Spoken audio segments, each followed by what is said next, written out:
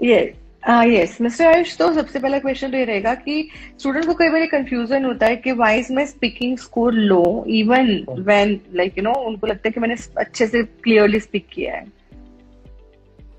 ये questions ma'am हम बहुत सारे फोरम्स में पार्टिसिपेट करते हैं, एजुकेशन फेयर्स में या फिर टॉक शोज में या फिर ऐसे फॉर्मेट्स में भी। ये बहुत ही कॉमनली हमारे पास ऐसे क्वेश्चंस आते हैं, स्पेशली फ्रॉम स्टूडेंट्स। तो होता ये है, and this is what I think about this particular question. It कभी कभी क्या होता है, it is not about how clearly you are speaking, but it's also about कि आप कितने कंसिस्टेंटली, फ्लुएंसी और फोकस के साथ आपका स्पीकिंग मॉड्यूल दे रहे हैं।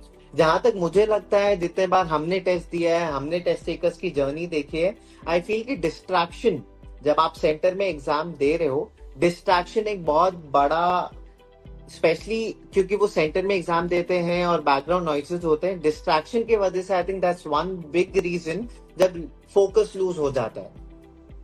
आई think you been teaching since the past 19 years।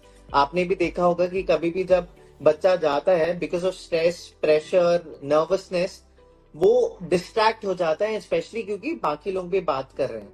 मेरे पास 3-4 सजेशंस है स्टूडेंट्स के लिए जो यहाँ पे प्रॉब्लम फेस करते हैं। एक तो ये है कि आप प्रोएक्टिवली ऐसे जगहों पे प्रैक्टिस करिए जहां आपको 100% शांति ना मिले।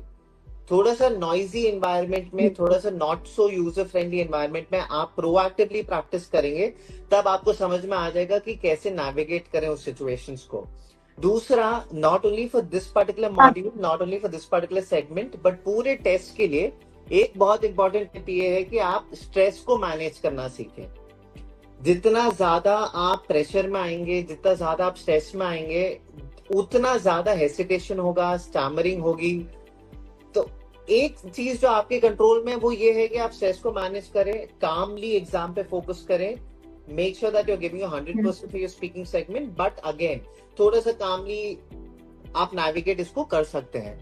तीसरा, I also feel, because we talk to students on an everyday basis almost, English जो है that's not native to us.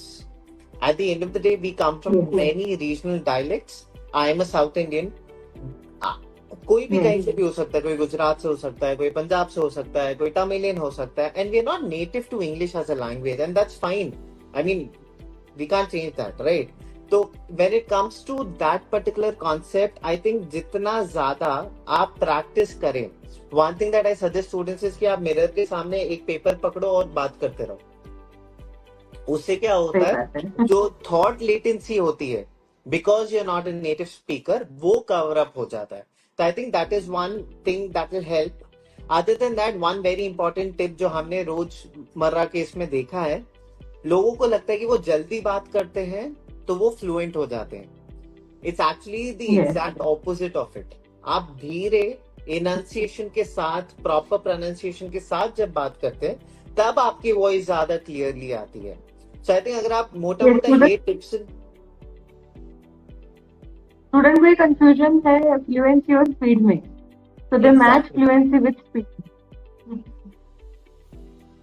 I think it's super contrast. अगर आप स्लोली, कामली, क्लियरली बात करेंगे rather than rushing through sentences, I think that will be of too much help for the student when he is giving the examination. So yeah, ये 3-4 चीजें अगर आप ध्यान में रखेंगे, I think there should not be a problem with the speaking module.